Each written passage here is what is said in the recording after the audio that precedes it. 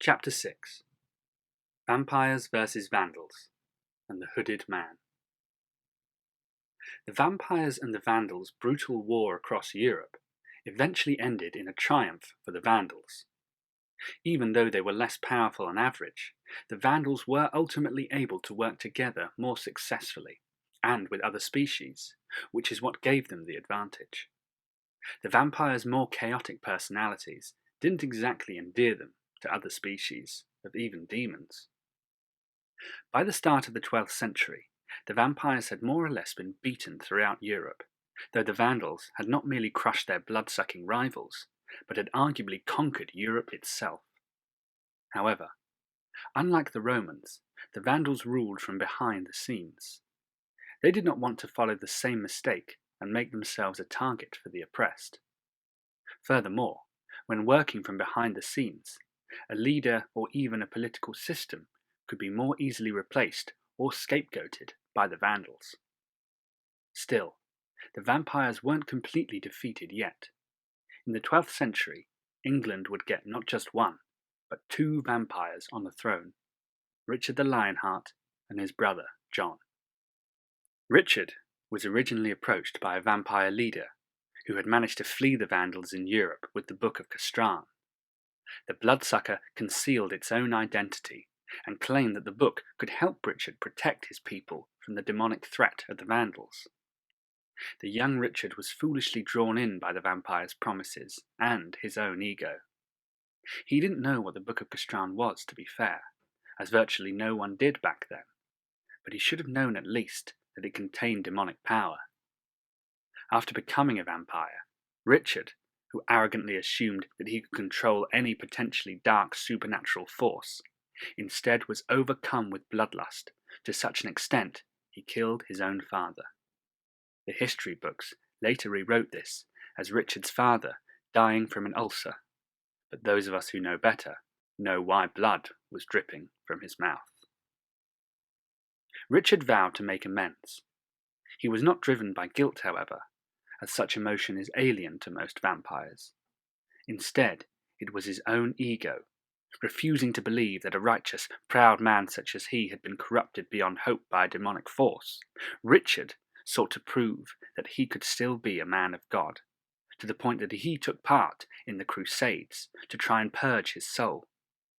He once claimed that the work he did in the crusade would allow him to one day touch the cross again without it burning his flesh. In his absence, Richard's brother John took over, and the same vampire soon approached him. John was somewhat easier to corrupt, as he wanted to hold on to the power he had. John also felt angry and bitter, as he was in some ways a better statesman, yet nobody took him seriously compared to his brother, who essentially looted the country for his war.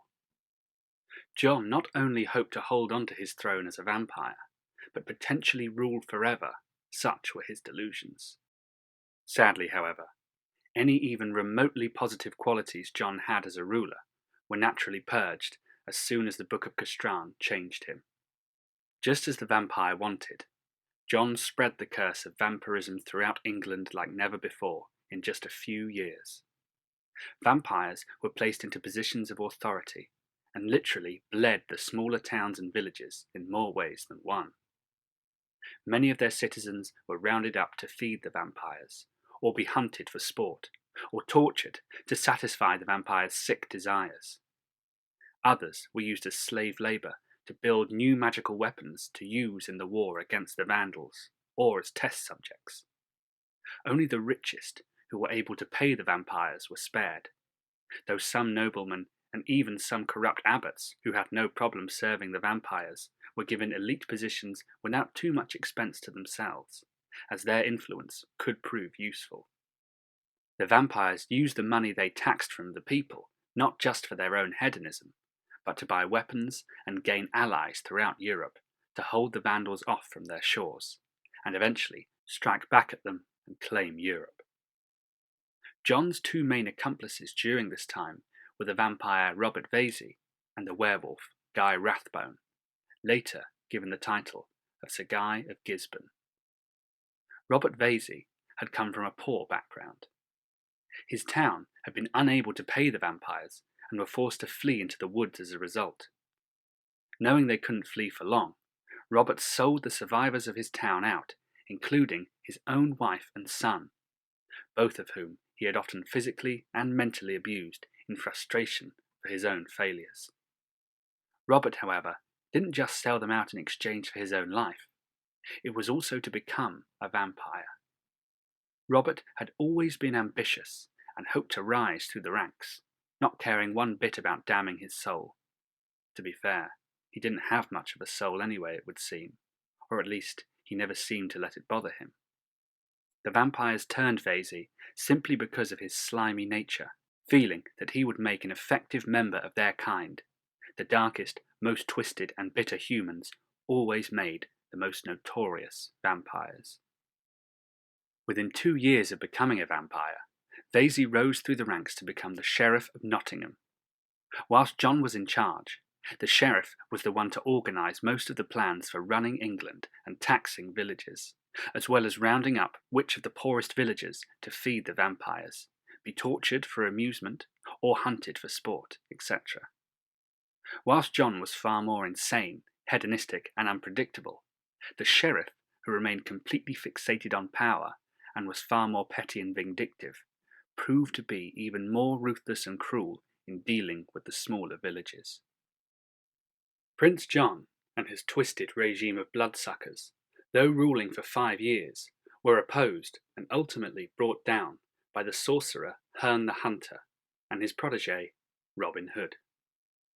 Herne, who had great psychic abilities, had foreseen a dark time for the world. If the prince was able to continue ruling England and rally his army together, with the sheriff's aid of course, this vampire army would not only devastate England, but reclaim certain areas in Europe, leading to a vicious war that would last centuries. Neither the vampires nor the vandals would win. In fact, Europe would become a no-man's land, with the vampires, demons, vandals, and other creatures ravaging the continent. Eventually, however, the leader of the Vandals, driven insane by the loss of his empire, would use an ancient weapon created by Ares centuries ago to bring about the end of the world of man. Even the war god had never dared use the weapon, as it would have destroyed the entire surface of the planet, and him along with it. Ares was not able to modify the weapon before he was finally driven from the earth, with the other gods being unaware of its existence, as naturally, Ares didn't want them to use it against him in the future, though he was also unable to return to the earth to get it. The weapon, which became known as the Hand of Ares, was later unearthed by the vampire forces during the Trojan War, with the bloodsuckers similarly being terrified of it. Trajan, after defeating the vampires, hid the weapon beneath the centre of Rome. Neither he nor the vampires were aware of the full extent of its power, but both knew that it contained incredibly potent dark magics. The Hand of Ares remained under Rome even after it fell, with seemingly no one else knowing about it except for Herne, and the Vandal leaders, who had similarly kept it hidden for their own sake. However, if history were allowed to go down the path Herne had foreseen, then the wickedest of the Vandal leaders, out of desperation not to lose to his enemies, would ultimately use the Hand of Ares and turn the earth into a barren wasteland. According to Herne's prophecy, the only man who could stop this future from happening was Robin, son of Locksley. Sadly, however, Herne later discovered that he wasn't the only one who had received this vision. A group of low-level demons known as Zaxxas had also foreseen that they would actually benefit from the eventual destruction of the surface of the earth. The prophecy gave them the time and the knowledge to create a force field to protect themselves underground. They would then emerge after the last human survivors had died and become the new dominant creatures of the earth. They had also foreseen that without this timeline coming into effect, they were destined to be killed off under the rule of the Vandals. These demons attempted to murder Robin's parents on the night of his birth, but Herne saved them and gave Robin's family refuge in a very remote village in the woods, where they lived a desperate existence for years afterwards as their son grew up. Prior to the demon's attack, Robin's family had actually been lords. Eventually, 20 years later, when the vampires took over, the small village Robin lived in was overtaken by the sheriff, forcing him to flee. In the process, the sheriff not only butchered both of his parents, but Robin's first love, the huntress named Clorinda. Some have speculated that Herne actually led the vampires to Robin's village in order to inspire him to fight the undead. But either way, Robin subsequently gathered a team of vampire slayers, bandits, and robbers together, known as his Merry Men, to overthrow the sheriff and his blood-sucking allies. Herne also gave the Merry Men guidance and help on occasion, though Robin was always the unquestioned leader of the Merry Men. Robin slew hundreds of vampires during his battle against John and the sheriff, though he also stole from the vampires and gave their money to the deprived villagers and destroyed the weapons the vampires had been building too. At first, whilst his hatred of the undead drove him, Robin later began to have doubts about slaying the phony vampire king of England, simply due to the fact that the vandals would take over. Herne, however, lied and told Robin that he could guide him to stop the vandals afterwards as well. In truth, Herne's prophetic powers were limited, and he had no idea what would happen after Prince John was slain, other than that the bad vision of the future with the hand would be prevented. Robin's most important ally during his battle against the vampires was Maid Marian, a witch who was originally the lover of Sir Guy. Marian had used her first spell to cure her ailing father from a local flu outbreak. Sadly, however, the villagers suspected her of causing the outbreak as a result, and tried to burn her and her father, who died getting Marian to safety. Alone in the woods, she met Guy, who had similarly been chased out by his village and even his own family, after being infected with the curse of lycanthropy. The two became lovers and protected each other in the woods of England for a few years, until the vampires took over. Werewolves by that point were rare in England, and the sheriff offered Guy a place in his ranks as a result. At first, Marian and Guy were only too happy to go along with the vampires, as both hated the rest of England for the way it had treated them. Thankfully, however, Marian, unlike Guy, still had at least some semblance of a conscience, and later turned on the vampires after seeing the extent of the suffering they inflicted on their victims. Guy, however, ultimately chose the new position and security the sheriff offered him over Marian. Whilst he had some regrets over this, it was never enough to make him turn back. Sadly for Sir Guy, whilst he was given the chance to inflict revenge on his former home village and his family, all of whom he slaughtered without mercy, he was still often forced to endure Prince John and even the sheriff's cruelty. To be fair, Prince John treated everyone around him with the utmost cruelty, except for the sheriff, who was too valuable, and also his own pet demonic snake.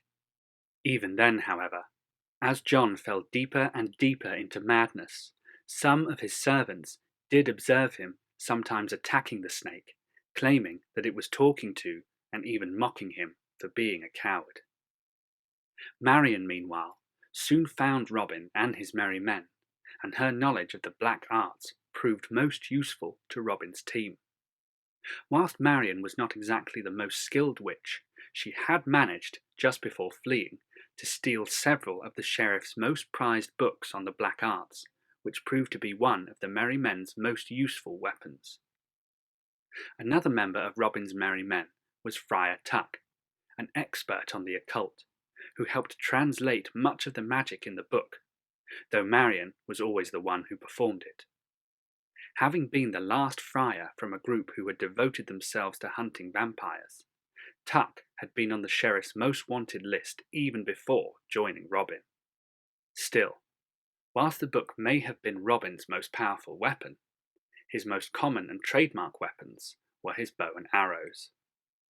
Robin was a highly gifted archer, even before the vampires attacked his village, having enjoyed practicing his aim with Clarina in the woods. Meanwhile, Friar Tuck's guidance on the weaknesses of the vampire, as well as Marion and Hearn's knowledge of the black arts, allowed Robin to create arrows from several different substances, such as wood, silver, and iron, to pierce the hearts of all the vampire species in England, as well as numerous magical arrows to fight any demons or renegade witches they came across too. There were dozens of different vampire breeds in England, with the sheriff belonging to a different breed to Prince John alone. The sheriff's breed were particularly useful, as they could walk in the daylight. After 5 years of being an outlaw, Robin finally managed to slay both Prince John and King Richard, after the latter returned from his crusade. Sir Guy was slain by the woman he once loved, Maid Marian, who by that point saw him rightfully as nothing but a monster. The sheriff, meanwhile, though stripped of his position after John's death, nevertheless escaped, vowing revenge on Robin, not just for costing him his position, but also cutting off his arm and burning out his eye when he threw holy water in his face during a confrontation. The archer had managed to do this quite early on in his feud with the sheriff, forcing the vampire to wear an eye patch, as well as a wooden hand, though the sheriff later replaced it with a more demonic arm afterwards. Sadly, however, not long after the vampires were overthrown, the Vandals claimed England, and eventually Scotland and Wales, as their own. Robin subsequently received no help from Hearn, who fled to Europe, causing Robin to curse his former mentor, believing that he had been an agent for the Vandals. Whilst the Vandals may have seemed more benevolent on the surface to the people of England, Robin still distrusted them for good reason, and continued to rebel against the demons. Sadly, however, having lost many of his followers in the final battle against the vampires, Robin was no match for the Vandals, and was eventually forced to flee England to escape. Vowing to bring the Vandal power based in Europe down, Robin gathered a new team of heroes on the continent. He and Marion, meanwhile, who had fallen in love during their adventures against the vampires, were forced to split, as she was too busy trying to help her fellow witches in England survive the Vandals. In time, Marion founded a coven that worked independently of the Vandals throughout their entire reign, aiding many warlocks and witches over the centuries. Marion became one of the greatest witches of them all. Her power and exploits became so legendary over the centuries that some May Day festivals and cults throughout England even began worshipping her as a pagan goddess. Robin's new team, meanwhile, included Snow White, a creature known as the Beast, the famous Wolverine hunter Red Riding Hood, Morgan Le Fay, and Pinocchio. All of these creatures and heroes in the ensuing centuries were written off as fairy tales or mythical characters. In truth, however, they were among the greatest, if somewhat unconventional heroes Europe ever saw. Snow White was the latest in a long line of strong witches, whose power had been rendered dormant through the years. Her lineage, in fact, stretched right back to the time of magic. Regina, her stepmother, was aware of the proud lineage Snow came from, thanks to an ancient artifact she had discovered years ago, which contained the soul of a criminal from the age of magic that had been imprisoned within a small pocket dimension that resembled a mirror on the outside. The artifact had been buried underground for hundreds of thousands of years, but when Regina discovered him after an earthquake, the criminal slowly corrupted Regina, hoping to use her to inflict his vengeance upon mankind and find a way to free him. However, he greatly underestimated Regina, whose corruption soon took him by surprise, to the point where she kept the criminal prisoner, carrying the device his pocket dimension was contained in around with her, and threatening to bury it again unless he helped her. With her mirror's guidance, Regina infiltrated Snow's family and killed her father. His blood, however, was too old and weak, and so she attempted to harness Snow's with the aid of one of the greatest supernatural hunters in the land, known as the Huntsman. When he took pity on Snow, however, Regina cast a spell that placed Snow into a coma in order to leech all of her unique magic. Regina ruled for a few years while Snow was asleep, where she proved to be an unfit, corrupt, and ruthless monarch. Her people disparagingly dubbed her the Evil Queen as an insult. Ultimately, Regina's plan failed, thanks to an agent of the Vandals, Prince Charming. The Vandals wanted to claim Regina's kingdom, but she had managed to hold them off with the magic she had stolen from Snow. The Vandals, however, gave Prince Charming a spell that could reverse Snow White's condition, after which he could then use her to topple Regina, before taking down Snow too.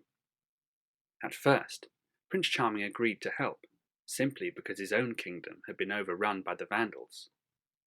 Charming infiltrated Regina's kingdom with the promise of an alliance, as his kingdom had previously been the most defiant to the Vandals, with Regina having no idea that they had been overrun.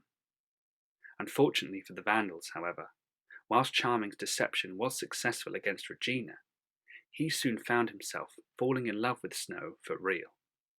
Together, Snow and Charming overthrew and imprisoned Regina in the tower, and despite Charming's initial deception, which he admitted, he and Snow soon developed a genuine relationship together.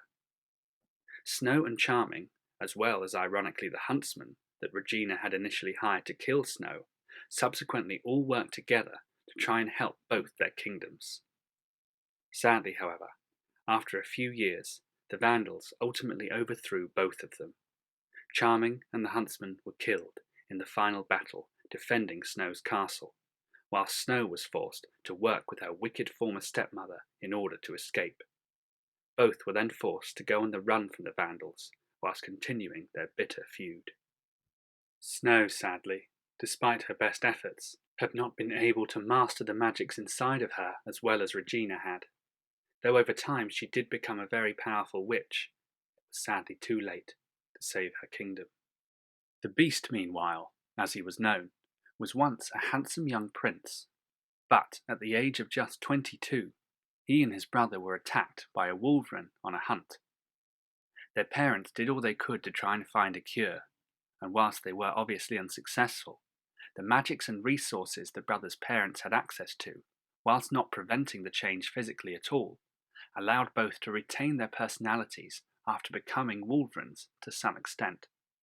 Sadly, however, for the Beast's brother, this proved to be even worse. The brother's previously kind and honourable personality was twisted by the poison of the lichens, to the point where he became a sadistic killer, with a greater intelligence and capacity for cruelty than the average wolverine. In time, the magics also caused him to grow larger and stronger than any ordinary, even white wolverine. The brother later became known as the Big Bad Wolf, one of the most feared and hated creatures in Europe from that time.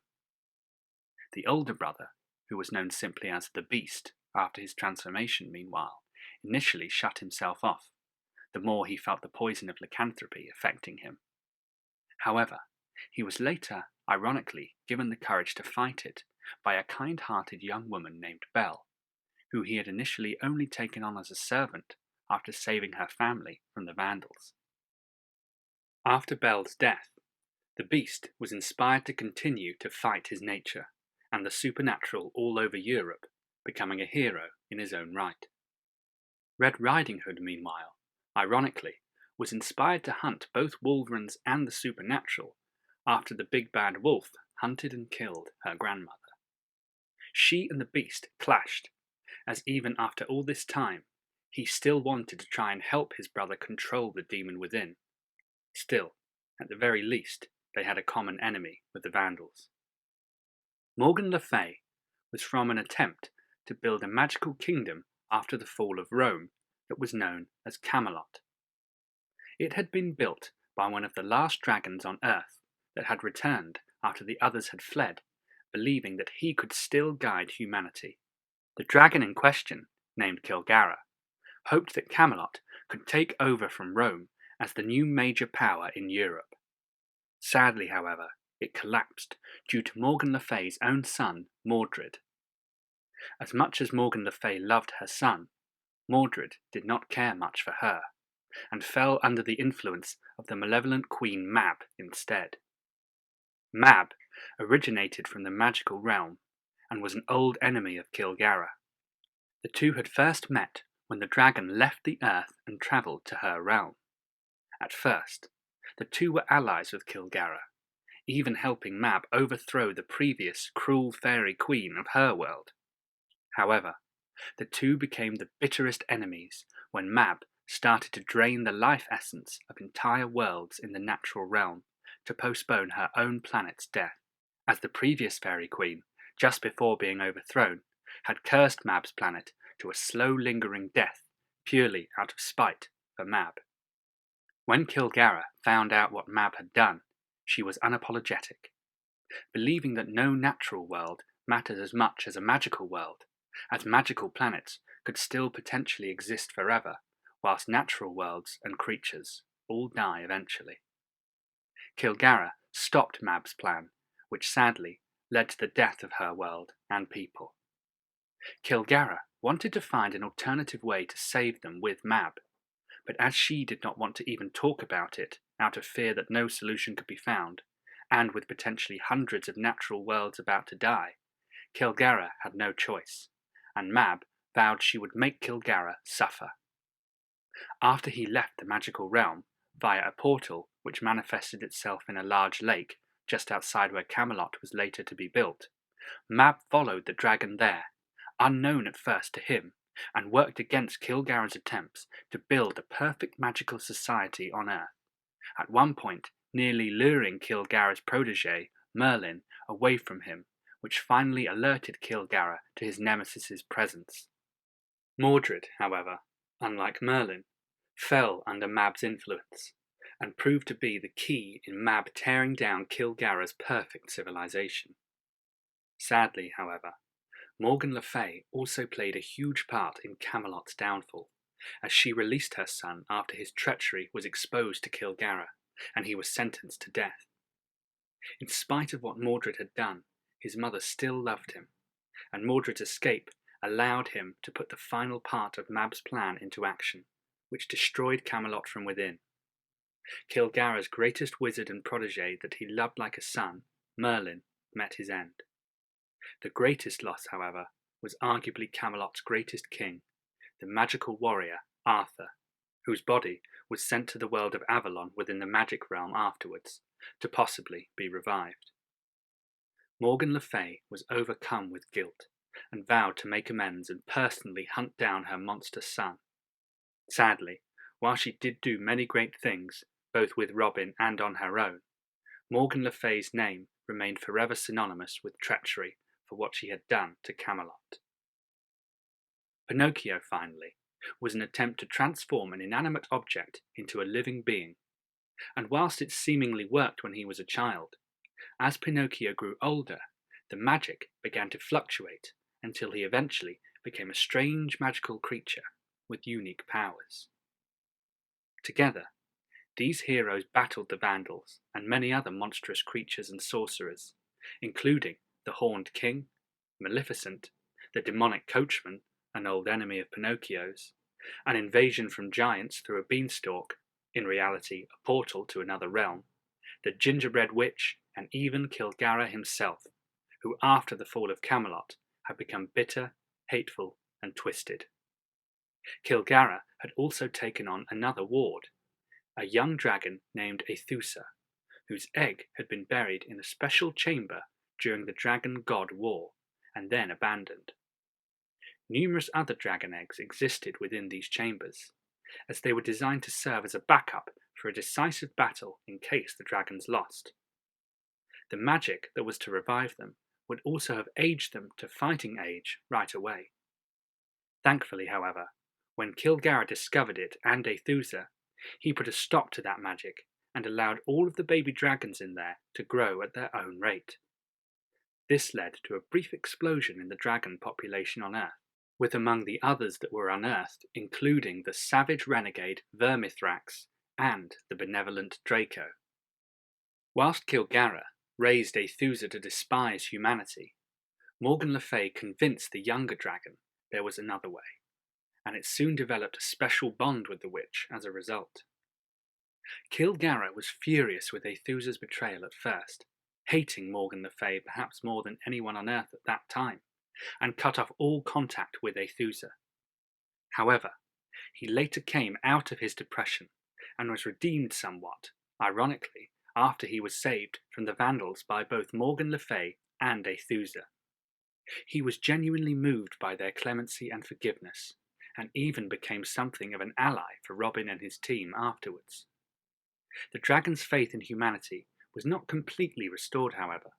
Truth be told, it would never be what it was in the days of Camelot. Still, just a few centuries later, Kilgara took a major role in humanity's affairs a second time when he established a new magical school, Scholomance, along with the former king of hell, Mephistopheles. The two reached an agreement wherein they would train several humans with their powers and allow said humans to use it however they wanted. However, 1 out of every 7 students they would keep as their own slave, to influence the world as either saw fit. Kilgara felt this was for the best, as he believed that evil could never be stamped out. But as long as he was controlling it to some extent through his alliance with Mephistopheles, then it couldn't triumph. He also believed in giving most humans their free will after the disaster with Camelot too. Through Scholomance, which endured for centuries, Kilgara ended up having his greatest influence over humanity, both for good and for worse. Among Scolomance's most famous students included Professor Fang and Dracula, though more on the latter later. Robin, and the other's most persistent enemy, however, was still the former Sheriff of Nottingham, Robert Vasey, who not only gathered a small army of vampires and other renegade demons from the Vandals, but an elite group made up of Robin's new friends' arch-foes. They included the Big Bad Wolf, the evil Queen Regina, Mordred, as well as the sadistic renegade goblin, Rumpelstiltskin. The former sheriff not only wanted to make Robin suffer, but also hoped to find a way to bring the Vandals down too through any means necessary. Having always been the calm, manipulative, and level-headed one of the unholy trinity of the sheriff, Prince John, and Sir Guy, the vampire was a lot more noticeably unhinged after his fall from grace, and was more prone to psychotic, childish tantrums than ever before, which even his lackeys weren't always safe from. He was still a formidable enemy, however, and responsible for many more tragedies in Robin and the others' lives. The sheriff's main plan was to construct a weapon that could eviscerate a person's soul completely, to the point where they were even denied an afterlife. This could not only be used to destroy his human enemies, but also the Vandals, who fed on souls. The sheriff constructed it over several years, using magics he had looted from Prince John's castle, magic that had been handed down by generations to protect kings, and magic stolen from Vandals. He also performed horrific experiments on ghosts and Vandals too, slaughtering and torturing hundreds of ghosts in the process. Among the spirits that suffered greatly under the sheriff and his sick vampire minions included that of Prince Charming and the Huntsman. Sadly, while Snow was able to save Charming, the Huntsman's spirit was destroyed after he sacrificed himself to save Snow and Charming. That said, however, the sheriff also arguably suffered his greatest humiliation during this period too, when he came into conflict with a beautiful witch named Jadis. Also known as the White Witch, Jadis came from one of the alternate Earths created by the gods just before they left. This version of Earth was known as Charn, and magic had become the most dominant force on the planet, though still not to the same extent as the Age of Magic. Jadis was part of a royal family, though she was not the next to inherit the throne. That honour fell to her equally vile sister. Jadis, however, much like the sheriff, was completely consumed with an insane lust for power, and along with her teenage, spoiled, nasty son, travelled to our world, hoping to find some form of magic on this other Earth that her sister was not familiar with to use as a weapon against her. As soon as she arrived, however, Jadis was left weakened through unintended side effects of her spell. Her presence also created a great magical upheaval that the Vandals, Robin's team, and the sheriff and his followers all sensed. The sheriff, however, through his willingness to sacrifice more of his vampire lackeys against the others, managed to rescue Jadis and her son first. Low on power, thanks to the unexpected consequences of her trip, Jadis was forced to join the sheriff's group and seduced him, with the two becoming lovers. She was extraordinarily beautiful. Indeed, all the people of Charn were, thanks to their magics. The sheriff normally wasn't interested in women, however. To be fair, most vampires are largely asexual, caring only about the hunt. The sheriff even used to regularly scorn and mock Sir Guy for his feelings for Marion. Nevertheless, Jadis's beauty, power, and the fact that she had been royalty all enticed him in a way he didn't even think possible. He absolutely did not love Jadis, of course. She was simply there to boost his ego, to show how he was a true king who had won the Queen of Charn's heart, to boast about to his enemies, etc. For the period Jadis and the sheriff were lovers, she played up to being his idea of the perfect companion too, i.e. someone who worshipped him, agreed with him on everything, told him any mistakes weren't his fault, etc. The vampire, though skeptical at first, actually came to believe Jadis loved him more than anything. His ego was so great, which allowed the White Witch to double-cross the sheriff and steal the soul-destroying weapon he had spent years building. Jadis wreaked absolute havoc in Europe, using the sheriff's soul destroyer, killing scores of people and vandals before Robin and his followers, forced into an alliance with the sheriff and his team, were only able to barely stop her from slaughtering millions.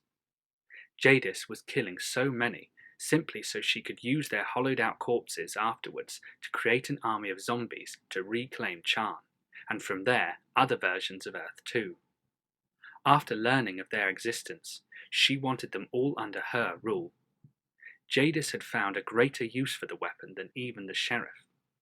He simply wanted to use it to kill. She realized that a corpse with no trace of a soul, which all corpses had even after death, were easier to revive, and therefore she could create potentially the greatest army of zombies of all time with this weapon. After the power to the weapon was drained, however, by the sheriff, with Robin and the others' help, Jadis destroyed it spitefully to stop the sheriff from having any use afterwards. The sheriff was utterly humiliated, though he gained some small measure of revenge against Jadis by slaughtering her son. For anyone else, that would have been the worst thing the sheriff could have done. But whilst Jadis was upset, she ultimately didn't care that much for the vicious little brat. Indeed, the sheriff literally held a knife at her son's throat just as she was about to return to Charn, threatening to cut him open unless she surrendered. Jadis, however, didn't even look back. Instead, she instantly jumped into the portal without a word, with the sheriff subsequently killing the boy in a fit of rage and hate. Jadis had only had her son in the first place so her legacy could live on through him once she had seized the throne, but Jadis's plans since learning of the other Earths grew larger. She knew she could never rule them all in one lifetime, and therefore sought literal immortality, which had been forbidden even among the corrupt monarchs of Charn. Her time on Earth, meanwhile, was not a complete waste for her. Whilst with the sheriff, Jadis had also learned from him the truth about the Hand of Ares, which the sheriff had earlier tortured out of Herne just before Jadis's arrival. Jadis was the only person the sheriff had told, such was his foolishness at being taken in by her beauty. After her plans on Earth failed, Jadis soon made plans to try and find the Hand of Ares' counterpart on Charn. Herne, meanwhile, after escaping the sheriff, warned Robin that his arch foe now knew about Ares' hand. Despite his hatred of Herne, Robin thankfully heeded his warning and would do all he could to try and stop the former sheriff. Especially after Jadis had destroyed his weapon, the vampire became more eager than ever to get the hand. The sheriff obviously did not want to set it off. Instead, he wanted to use it to force the vandals to surrender, though if they refused, then he absolutely would be willing to use it to ensure that his enemies lost. He had not planned to commit suicide, hoping he could just flee to another Earth, having learned of their existence via Jadis. He also planned at some point to use it against Charn to make Jadis suffer. Over the course of Robin and his team's battle with the sheriff, an unexpected romance developed between Regina and Robin, which led to Regina betraying her team. Granted, this wasn't simply because of her love for Robin. It was more because of her hatred for the sheriff, who she always thought was a pathetic fool. She had only joined him in the first place out of desperation, but after the debacle with Jadis, she lost any tiny bit of respect for him she may still have had. Still, ultimately, Regina underestimated the sheriff, who not only learned of her betrayal and used it to capture Robin and the others, but then had Regina tortured by placing her in searing hot metal shoes. He even forced the evil queen to dance in them before throwing her outside to die in the cold. The witch, however, survived through her sheer will alone, and was rescued by Robin and the others, who nursed Regina back to health. Regina then briefly joined Robin's side to get back at the sheriff. There were naturally tensions between her and Snow White. In the end, however, Regina proved vital in helping to stop the vampire from stealing Ares' weapon. Though the vampire and his followers did find the weapon buried beneath Rome, at the last minute the sheriff was betrayed by another one of his supposed followers, Rumpelstiltskin, who similarly despised him. The vampire killed the goblin in response, but ironically, Rumpel's betrayal gave Robin's team the time they needed to blast the hand of Ares, that could not be destroyed otherwise, into space, using a combination of Regina and Snow White's powerful magics. There, the former war god's weapon remained, floating harmlessly through our solar system for over 1,000 years, until the Hylexan War, though more on that later. The sheriff was forced to go on the run afterwards, with his team having completely disbanded. He remained in hiding for years, becoming a shell of his former self, whilst Regina stayed with Robin for a long while. Among the threats she faced with Robin and the others included her old mirror. After the vandals overran Snow's kingdom, the mirror fell into their custody. The spirit was able to trick the vandals into releasing it, after which it rampaged through the continent, hoping to regain its former power and make Regina pay. Ironically, it was Snow who was finally able to harness the magics within her completely, albeit only for a short time, that saved Regina's life and destroyed the evil spirit once and for all. Sadly, however, whilst this could have been a turning point for Regina, her lust for power eventually turned her against Robin and the others. Robin's team, meanwhile, a few years after Regina's betrayal, had another battle with Jadis, who back on Charn had managed to overthrow her sister and hoped to lead her new army to conquer our world. Jadis's army proved to be such a big threat that Robin was forced to work with the vandals to keep them at bay. The sheriff, meanwhile, wisely kept completely hidden throughout the entire conflict. Whilst Jadis may not have cared much for her son, she still referred to learning about the hand of Ares as coming at a terrible price for her, indicating at least some feelings of regret, no matter how fleeting. In the end, Robin and the vandals were only able to beat Jadis with the aid of her vile sister, who subsequently reclaimed the throne on Charn, with Jadis then being forced to retreat on her home planet. Unfortunately, however, Jadis later rebuilt her forces on her homeworld, and Charn was caught in a civil war for years afterwards. At first, both sisters swore not to use magic simply for their own survival, but when Jadis's sister broke that promise, Jadis followed suit. Jadis had learned more about the Hand of Ares on her second visit to our world, to the point where she was able to find where its counterpart was buried on her own Earth. She then fused the destructive spell to her body, ensuring that it became part of her. This meant that its magics could not harm her, though it could also only be used once, as doing so again would burn her up. All Jadis had to do to set it off was speak a particular phrase, the harshest magical curse in her language, which would only amplify its power. She referred to it as the deplorable word. Jadis finally used the word when her sister won their decades-long war and broke into Jadis's throne room. Having killed the last of her loyal men, Jadis's sister declared victory, only for Jadis to coldly reply, "Yes, but not yours." After which she spoke the deplorable word that activated the Hand of Ares and killed every single life form on Charn. Jadis, in her own twisted way, had won, but she was now queen of a dead world. The only thing Jadis regretted was that the weapon had unexpectedly depleted Charn's magics, to the point where the witch did not have enough power left to transport herself to another reality. Trapped on this dead planet, Jadis used the last of the magics to place herself into suspended animation until someone from another world arrived. That would happen over 800 years later, when two children from another version of Earth, after performing magical experiments with their uncle Andrew, were inadvertently sent to Charn. Jadis used them to piggyback to our world, where she soon escaped and went on another rampage throughout Europe, eventually becoming part of the Third Reich's supernatural army. She caused much more pain and suffering before the two children and a repentant Andrew tracked her down and used the same magics to send her to another alternate Earth, Narnia. There, however, Jadis continued her reign of terror, coming into conflict with Aslan, a god who had attempted to help guide this version of Earth, though that is a story for another time. Not long after Jadis's army were defeated on Earth in the time of the Vandals, Robin's team finally split apart for various reasons, namely the fact that the Vandals' power became more absolute and the rebels' situation became hopeless. The former archer himself later joined the seventh and final incarnation of the circus family.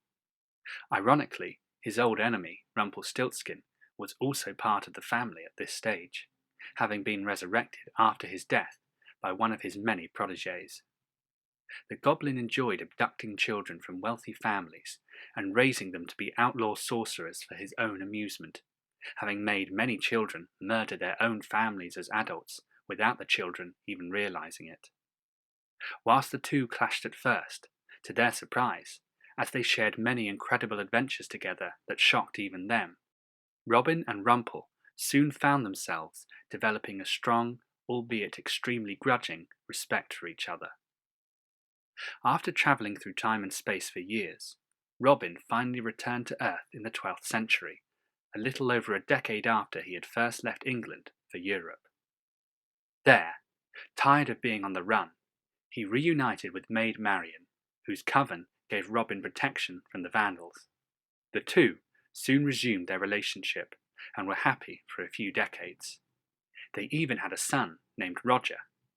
Sadly, however, Robin and Marian's archenemy, the vile former sheriff, eventually re-emerged. The vampire, who after recovering from his breakdown over losing the hand, had since continued to stir up trouble for the Vandals, though he wasn't able to muster up anything like the army he had before.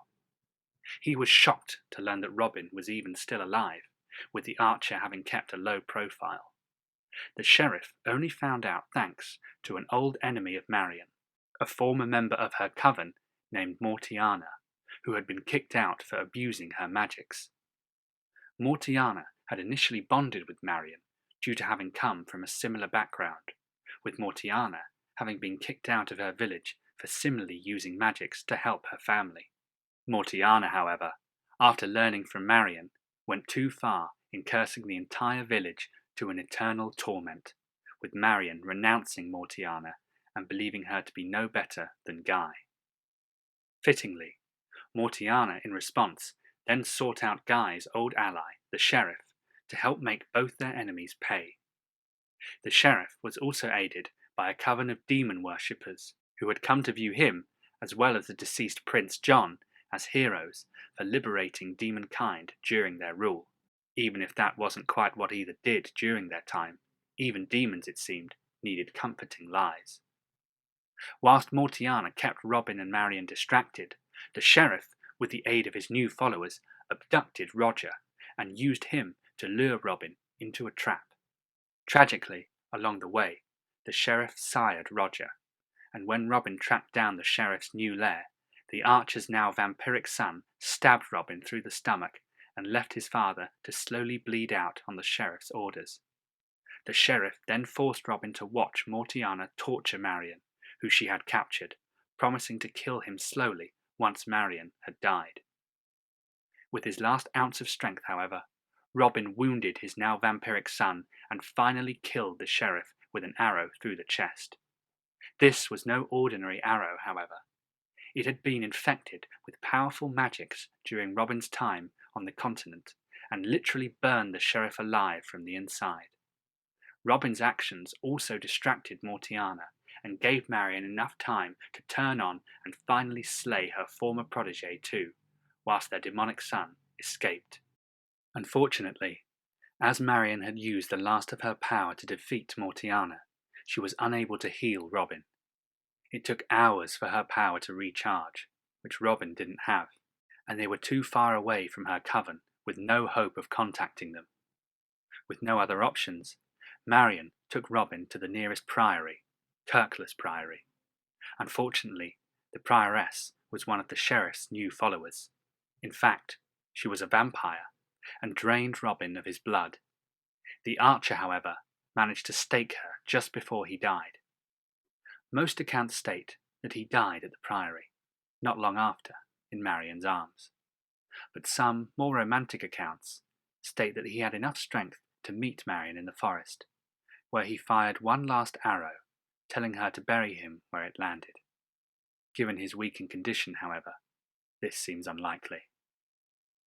After his death, Robin's real role in history was edited somewhat in subsequent decades by the Vandals, with the true nature of his enemies being left out. In time, most came to believe him as nothing more than a folk figure, though at the very least, tales of his exploits have continued for centuries. Robin's legacy, however, was ultimately so much more than the folk tales. He inspired a lineage of vampire killers known as the Hooded Men, who continued to battle the supernatural for centuries to come. The first of the Hooded Men had been trained by Robin himself, named Jason. Robin, in his later years, was less willing to risk his life to battle the supernatural due to his advancing age, and ironically, he also did not want to drag his son into it. However, the stronger the Vandals' grip became, the more he realized he had to ensure that there would always be people to fight them and other monsters, and began training protégés in secret. Jason proved to be his greatest protégé, and Robin trained him in his final years very closely, with Jason in many ways being as much of a son to Robin as Roger had once been. The Hooded Men all not only mastered, or at least attempted to master, the same archery skills as Robin, they passed down the secrets of his magical and unique arrows that he had developed over his life, some of which even contained magic from other worlds that he had picked up on his travels with the circus family. The Hooded Men's greatest adversary, meanwhile, was ironically Robin's own vampiric son, Roger, who went on to become one of the most legendarily evil vampires throughout the history of Britain. Following Robin and the Sheriff's deaths near the end of the 12th century, the Vandals' hold over Europe was absolute and remained for the next 400 years, until the early 17th century, and in the next article we shall explore this period of history.